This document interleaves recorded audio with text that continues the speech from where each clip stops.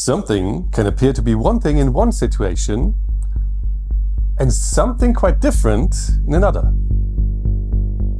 This is true for light, for atoms, and for every quantum object. Sometimes they appear to be particles and sometimes waves. And this is why in quantum physics we speak of particle-wave duality. But what is that really? Is it this or this? It is neither and both. The truth is more complicated and far more beautiful.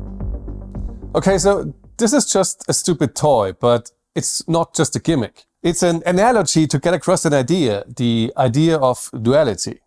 Duality means that something has two different characteristics that might even seem contradictory, but the point is having both. It's not either or. And that's exactly what this tool visualizes. But now let's get back to how this applies to particles and waves. As an example, we thought that all radiation, so light of all different frequencies, was a wave. But we later learned it can also have particle aspects. And that's the reason why it even makes sense to talk about light being made up of photons in the first place. For example, these are electrons hitting a screen. And these are photons, light. Both look like particles when they're interacting with the screen. And we also thought that all stuff, so matter made of atoms, consists of particles. But we learned that atoms and other small particles also can have wave aspects. For example, this interference pattern was created by a beam of light. And this interference pattern was created by a beam of electrons. By creating this pattern, both show wave behavior. And you may notice that all the examples I've just given are from a subatomic region or from single photons, so they are deep from the microscopic or quantum world. So this is where the concept of particle-wave duality was invented. All of our difficulties with particles and waves stem from the fact that we live in the macro world, our normal everyday world. The world of meters, seconds and kilograms. And all of our experiences and all of our intuitions are based on what goes on here. So that's where we have to start.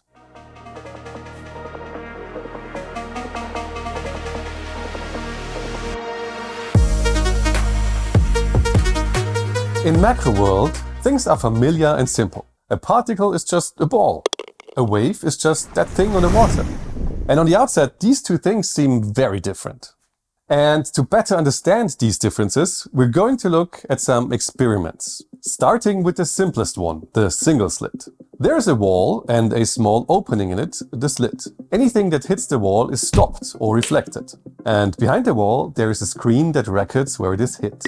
What happens when we shoot a ball at this? Only those balls that are on a path that takes them through the slit will make it to the other side, obviously. So they will be bunched around this straightforward direction. A few of them might also bounce off the slit, but that's about it. When we plot where the balls hit the screen, we'll get a pattern that looks something like this. And everyone understands that, and there is no explanation needed here. But what happens to a wave that hits the slit in the wall? Well, most people would expect something like this. But this is generally incorrect. More precisely, it depends on how large the slit is compared to the size of the wave, the so-called wavelength. For a slit that is of similar size to the wavelength, the wave will distinctively spread out. And while this looks weird at first, we can imagine why this happens using Huygens' principle. Every point on a wavefront can be visualized as the starting point of a small secondary wave. When you add all of those together, you get the next wavefront, etc. That is the reason why spherical waves remain spherical as they propagate, while plane waves remain plane, etc. Now, if such a wavefront hits a wall with a slit, then almost all of those secondary waves are blocked by the wall. And only those in the slit region can propagate forward, so only those will create the next wavefront. A small slit will create an almost spherical wave, while a wider slit will create a mostly plane wave with bending just at the ends. This bending and spreading of the wave is called diffraction. Every wave does it, and it's not that complicated really. But that immediately means that a wave that goes through a slit will spread out far wider than the particles would, which only go in a straight line. So we will plot the wave result like this for the time being, but we also put an asterisk here. Because there's another effect influencing this result, but this is easier to understand when we introduce a second slit in our wall.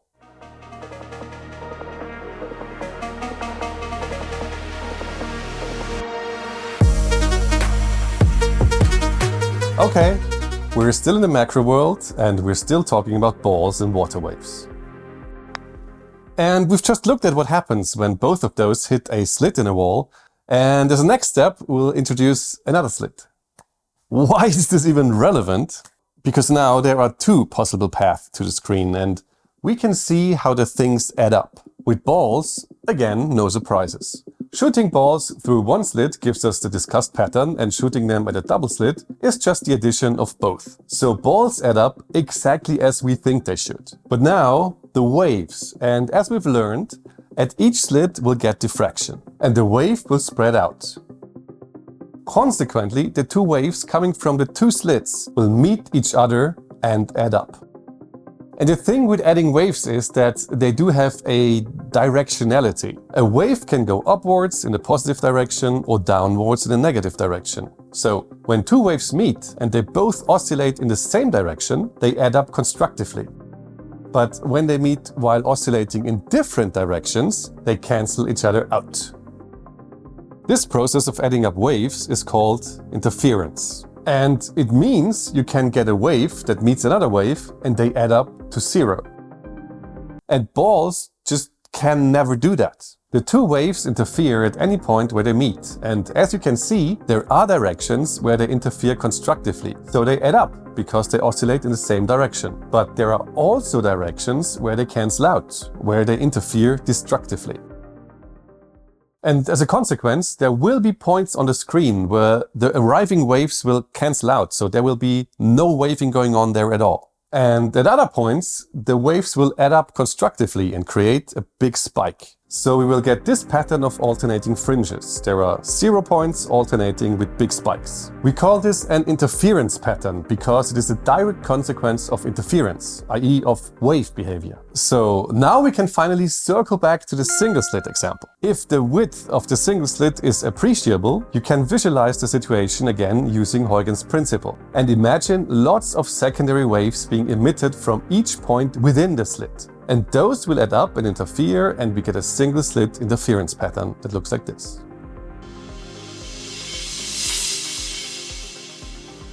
Alright, so balls add up as normal objects do, so every ball is just +1. But waves can be positive or negative because they can be going up or going down, so they can either add up or cancel out. Alright, so far everything was just regular balls or regular water waves, and they do behave very differently in our macro world. So it makes sense that people always thought that a wave and a particle are something completely opposite. But now it's time to see how things work in the quantum world.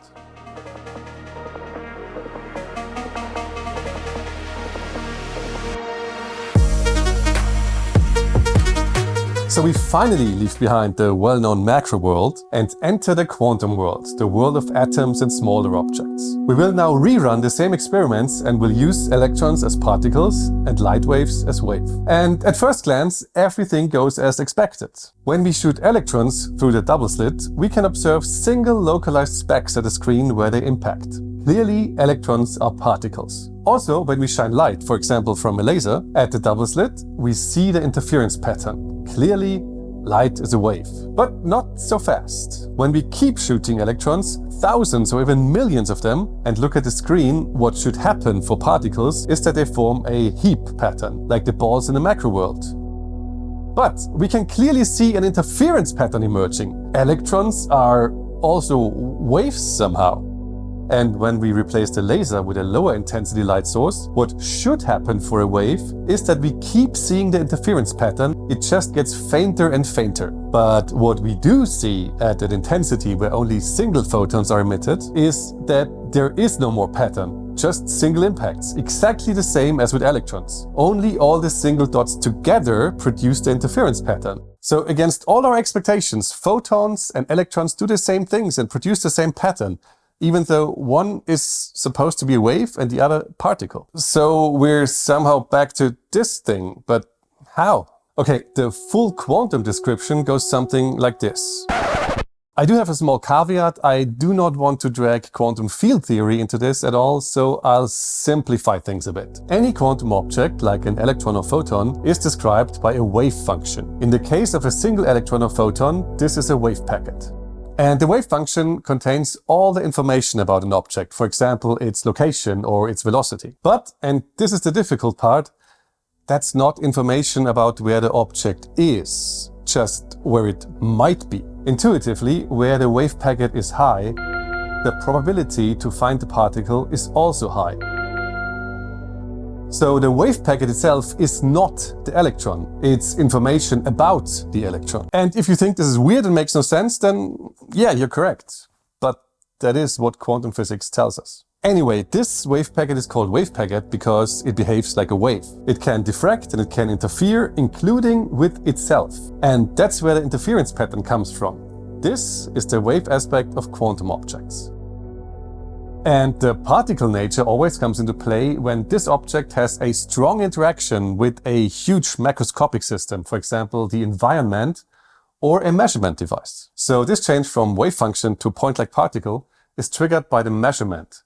And also in a very similar fashion, noise from the environment can cause this process, and we call this decoherence. Either way, this strong interaction leads to a collapse of the wave function and a localization of the quantum object, as all wave-like potentiality collapses into a discrete point. And there are still a lot of open questions how exactly and why exactly this happens, and that's why people call it the measurement problem. So a quantum object is described by a wave function until we interact with it through measurement, at which point it shows its particle nature. This is how quantum objects work, and in this way they have both wave and particle aspects. This is the particle-wave duality of quantum physics. Note that this isn't always fully represented in our language. For example, we still say stuff like electrons are particles. This is of course just a shorthand way of talking, and it can be misleading at times, but we simply assume that everybody knows the full background of particle-wave duality. As a consequence, all quantum objects have both particle and wave properties. The energy is related to the frequency, and the momentum is tied to a particle's wavelength. This so-called de Broglie wavelength is an important discriminator when wave effects will be observable. For example, you only get diffraction patterns when the slit that is used is of comparable size to the wavelength of the wave. You do not get an interference pattern when light falls through the gap left by an open door, for example. You need slits that are a few micrometers, which is 1,000 times smaller than millimeters. But it still leaves the open question why we only see it in the quantum world and not in the macro world.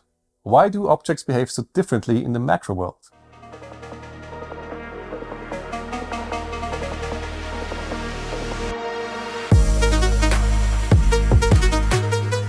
Okay, so we have seen how all quantum objects have this duality between wave and particle, but why can't we see that in our macro world?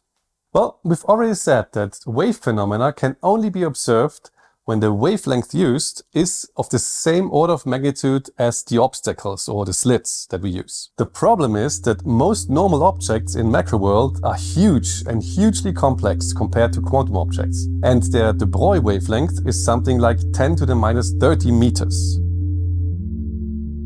And that's a purely mathematical number because nothing in nature exists that has this length scale. So a normal baseball, for example, would have a de Broglie wavelength of 10 to the minus 34 meters. And it would only show interference when it goes through a slit of this size, which cannot be manufactured, not even in principle, because that is many orders of magnitude smaller than even the nucleus of an atom.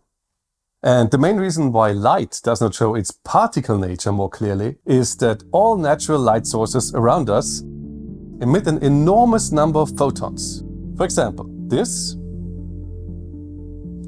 was about 10 to the 20 photons, roughly. So we have evolved this environment which is absolutely flooded by photons at every minute, and our senses adapted accordingly. We cannot directly observe it with our senses, but we can perform experiments where it is clearly evident. Crystal diffraction, the photoelectric effect, Compton scattering, the tunnel effect, etc. Let me give you another analogy for this dual nature of quantum objects, and as we're talking about quantum physics, we need it to be about a cat. Cats spend a lot of time just lying around, being at rest. But they can also move and be really fast at that. So being a cat includes both being at rest and moving really quickly. At any point, they can do either, but never both at the same time. And that's not that difficult to understand, and it's not really a contradiction. And it also doesn't make sense to ask, but what does a cat really do? It's just that both are different aspects of being a cat. And both particles and waves are just different aspects of being a thing. I'm Chris, and this is Physics But Awesome. At the moment, I mostly do stuff on quantum computing, quantum mechanics, and cosmology. So if you enjoyed this video, subscribe for more.